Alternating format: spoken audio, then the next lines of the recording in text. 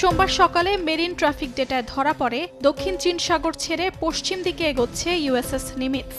যুক্তরাষ্ট্রের US Pacific fleet এর আগেই জানিয়েছিল এটি ছিল ভারত প্রশান্ত মহাসাগরে রুটিন টহল। কিন্তু পথ বদলানোর ঘোষণায় প্রশ্ন উঠছে, সত্যিই কি এটি রুটিন?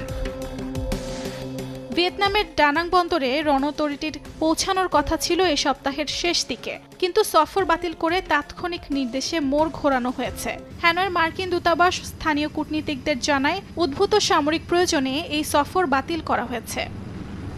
ইরান ইসরায়েলের মধ্যে চলমান সংঘাতে এই পদক্ষেপকে যুদ্ধে সরাসরি জড়িয়ে পড়ার ইঙ্গিত বলেই মনে করছেন সামরিক বিশ্লেষকরা। তারা বলছেন ইউএসএস নিমিটস কেবল একটি জাহাজ নয়, এটি ভাসমান একটি যুদ্ধ ঘাঁটি, যা অঞ্চল জুড়ে পাল্টে দিতে পারে শক্তির ভারসাম্য।